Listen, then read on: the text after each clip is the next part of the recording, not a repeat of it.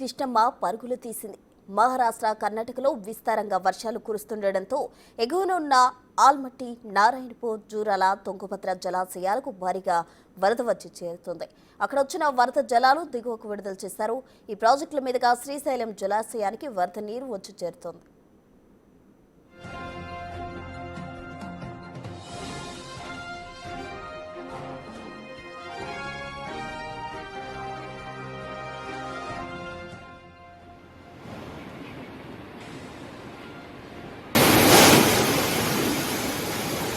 శ్రీశైలం జలాశయానికి వరద ఇలాగే కొనసాగితే 2-3 రోజుల్లోనే పూర్తి స్థాయి నీటి మట్టం చేరుకుంటుందని అధికారులు అంచనా వేస్తున్నారు. ప్రాజెక్టు గేట్లు ఎత్తి నీటిని విడుదల చేయనున్నారు. కుడి, ఎడమ విద్యుత్ కేంద్రాలలో విద్యుత్ ఉత్పత్తి కూడా కొనసాగిస్తున్నారు. కుడి విద్యుత్ కేంద్రంలో 23,924 క్యూసెక్ల నీటిని వినియోగించుకుని 14,612 మెగా యూనిట్ల విద్యుత్ను ఉత్పత్తి చేస్తున్నారు. ఎడమ విద్యుత్ కేంద్రంలో 35,315 క్యూసెక్ల నీటిని వినియోగించుకుని 17.546 మెగా యూనిట్ల విద్యుత్ను ఉత్పత్తి చేస్తున్నారు.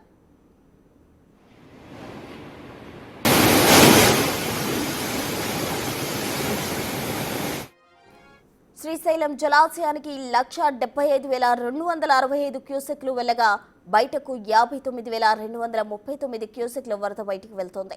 ప్రస్తుతం నీటి నిల్వ సామర్థ్యం 215.70 టీఎంసీలు ఉండగా 190.33 టీఎంసీలకు చేరింది. పూర్తి స్థాయి నీటి మట్టం 885 అడుగులు ఉండగా 880.4 అడుగులకు చేరింది.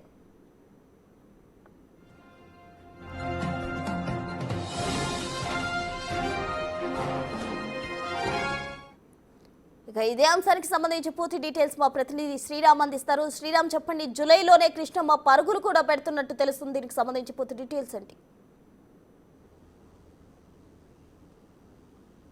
ఎగువన కురుస్తున్న భారీ వర్షాలకు ఇటు తుంగభద్ర, కృష్ణా నది నుండి కూడా భారీ స్థాయిలో వరద నీరు శ్రీశైల డ్యాంకు చేరుతుంది. దాదాపు 170,000 క్యూసెక్కుల వరద ప్రవాహం శ్రీశైల డ్యాంకు చేరుతుంది. అయితే రానున్న 2-3 రోజుల్లో శ్రీశైల డ్యాం కూడా ఉండే సామర్థ్యం 885 అడుగుల మేర పూర్తి సామర్థ్యం ఉంది. 880 అడుగులకు కూడా చేరుకుంది. ఇప్పటికే 190 టీఎంసీల నీటిని చేరుకుంది. దాదాపు 215 టీఎంసీల పూర్తి స్థాయి సామర్థ్యం ఉంటుంది. అయితే ఇప్పటికే మనం చూస్తూ ఉన్నాము, టీబీ డ్యాం తుంగభద్ర నది మీద నిర్మించినటువంటి టీబీ డ్యాం దాని యొక్క పూర్తి సామర్థ్యం నింపడానికి ఈసారి కొంత గతంలో మనం చూసాం. అయితే 19వ గేటు కావచ్చు, 21వ గేటు గతంలో నీటి ప్రవాహానికి కొట్టుకొని వెళ్ళినటువంటి పరిస్థితి. అలాంటి పరిస్థితుల్లో ఆ యొక్క డ్యామ్ ఏదైతే టీబీ డ్యామ్ ఉందో, టీబీ డ్యాంలో ఖచ్చితంగా 60 నుండి 70 టీఎంసీల నీటిని మాత్రమే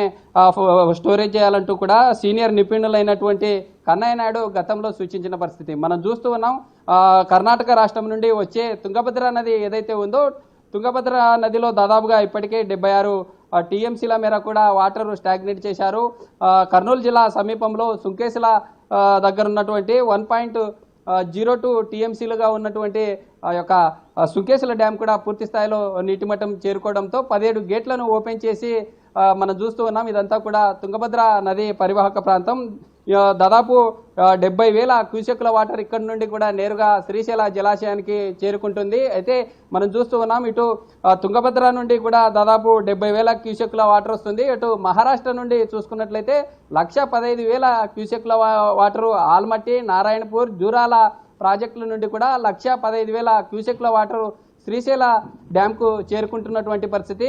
ఈ వాటర్ ఇలాగే కొనసాగితే ఈ శ్రీశైల డ్యాము దాని యొక్క పూర్తి స్థాయి సామర్థ్యానికి చేరుకునే అవకాశం ఉంటుంది. 2-3 రోజుల్లో కూడా ఖచ్చితంగా శ్రీశైల డ్యాం యొక్క వాటర్ స్థాయి దాని యొక్క ఫుల్ ట్యాంక్ లెవెల్ నిండిన తర్వాత ఆ వాటర్ను ఒక పులిచెంతల కావచ్చు, నాగార్జున సాగర్ కూడా వెళ్ళే వరద నీరు ఏదైతే ఉంటుందో దిగువకు వెళ్ళే ఛాన్స్ ఉంటుంది. ఇప్పటికే ఆ యొక్క తుంగభద్ర నుండి వెళ్తున్నటువంటి వరద ప్రవాహం ఏదైతే ఉందో ఇదంతా కూడా శ్రీశైల జలాశయానికి వెళ్తుంది. శ్రీశైల బ్యాక్ వాటర్ ద్వారా కూడా 2 రోజుల క్రితమే బైరెడ్డి షబీరి ఎంపీ కావచ్చు, స్థానిక మంత్రి బీసీ జనార్దన్ రెడ్డి, స్థానిక ఎమ్మెల్యే కూడా ఈ యొక్క పోతిరెడ్డిపాడు హెడ్ రెగ్యులేటర్ ద్వారా దాదాపు 2,000 క్యూసెక్ల వాటర్ను కూడా రైతులకు వాటర్ను రిలీజ్ చేసినటువంటి పరిస్థితి. అయితే మొత్తంగా ఈ యొక్క ఇటీవల కురుస్తున్నటువంటి భారీ ఈ వర్షాల కారణంగా ఇటు 2 తుంగభద్ర, కృష్ణా నదుల నుండి భారీ ఎత్తున ఈ యొక్క వరద ప్రవాహం రావడంతో రైతులు కూడా ఈ యొక్క వాటర్ రావడంతో రైతుల్లో కొంత హర్షం వ్యక్తం చేస్తున్నటువంటి పరిస్థితి. కర్నూలు సమీపంలో నిర్మించినటువంటి సుంకేశ్వర డ్యామ్ ఏదైతే ఉందో సుంకేశ్వర డ్యామ్ 1.02 టీఎంసీలుగా ఉంటుంది. పూర్తి స్థాయి దాని యొక్క సామర్థ్యం నిండిన తర్వాత అక్కడే 4 గేట్ల ప్రవాహంతో కేసీ కెనాల్ కర్నూలు నుండి కడపకు వెళ్ళేటటువంటి కేసీ కెనాల్ ద్వారా కూడా ఇప్పటికీ ప్రజెంట్ అయితే వాటర్ని ఏమి పంపించడం లేదు, నిల్గా ఉంది. ఈ రైతులు కూడా ఇప్పుడు వెళ్తున్నటువంటి తుంగభద్ర వాటరు నేరుగా శ్రీశైల డ్యాంకి వెళ్తుంది. శ్రీశైల డ్యామ్ నుండి నేరుగా సముద్రంకి వెళ్ళడం వల్ల ఎలాంటి ఉపయోగం లేదు. ఈ వాటర్ అంతా కూడా రైతులకు పంపించడం ద్వారా అనేక రకాలుగా ఉపయోగాలంటూ ఉన్నాయంటూ కూడా రైతులు వ్యక్తం చేస్తున్నటువంటి పరిస్థితి. అయితే మొత్తంగా మన 2 డ్యామ్స్ ఏవైతే ఉన్నాయో ఇటు తుంగభద్ర కావచ్చు, కృష్ణా సంబంధిత నదీ జలాల వల్ల 2-3 రోజుల్లో శ్రీశైల డ్యామ్ కూడా పెద్ద ఎత్తున వరద ప్రవాహంతో డ్యామ్ పూర్తి స్థాయి నిండిన తర్వాత ఆ యొక్క వాటర్ని పులిచెంతల నాగార్జున సాగర్ నుండి నేరుగా కృష్ణానదికి వెళ్ళేటటువంటి ఛాన్స్ అయితే ఉంది. ఇప్పటికే గతంలో మనం చూసాం టీబీ డ్యామ్ సమీపంలో 19వ గేటు కొట్టుకొని వెళ్ళినటువంటి సమయంలో కొంత వాటర్ వరద ప్రవాహం ద్వారా అంత వాటర్ కూడా వేస్ట్గా సముద్రంలోకి వెళ్ళినటువంటి పరిస్థితి. అలాంటి సిచ్యువేషన్ రాకుండా శ్రీశైల డ్యాంలో కూడా భారీ గొయ్యి ఏర్పడిందంటూ గతంలో అనేక నిపుణుల కమిటీ చెప్పినటువంటి పరిస్థితి. శ్రీశైల డ్యాం సమీపంలో ఉండే 12 గేట్లు ఏవైతే ఉన్నాయో 12 గేట్లలో 6, 7, 8 గేట్ల సమీపంలో ముందు భారీ గొయ్యి ఏర్పడిందని, ఆ భారీ గొయ్యి ఏర్పడడం వల్ల ప్లంజ్ఫుల్ గా ఏర్పడింది. రానున్న రోజుల్లో డ్యాంకే పెను ప్రభావం ఉందంటూ కూడా నిపుణులు సూచించినటువంటి పరిస్థితి. అయితే విశ్రాంత ఇంజనీర్ కన్నయ్య నాయుడు కూడా నిన్న శ్రీశైల డ్యాంను సందర్శించడం జరిగింది. అయితే రానున్న రోజుల్లో కూడా శ్రీశైల డ్యాంకి ఫ్లంజ్ఫుల్ వల్ల ఎలాంటి ఎఫెక్ట్ లేదు. అయితే ఇప్పటికే ఉండే మరమ్మతులు ఏవైతే ఉన్నాయో ఇటీవల రాష్ట్రంలో కూటమి ప్రభుత్వం అధికారంలోకి వచ్చిన తర్వాత దాదాపు 1.5 కోటి వరకు కూడా మరమ్మతుల ఖర్చుల కోసం వినియోగించినటువంటి పరిస్థితి. ఈ మరమ్మతులు ఏవైతే ఉన్నాయో డ్యామ్ సంబంధించినటువంటి క్రస్ట్ గేట్లను వాటి పెయింటింగ్స్ కావచ్చు చిన్న చిన్న మరమ్మతులను చేసుకొని వెళ్తే ఇంకా రానున్న రోజుల్లో 20 సంవత్సరాల వరకు శ్రీశైల డ్యాంకు ఎలాంటి ప్రమాదం లేదంటూ కూడా సీనియర్ విశ్రాంత ఇంజనీర్ కన్నయ్య నాయుడు చెప్పినటువంటి పరిస్థితి.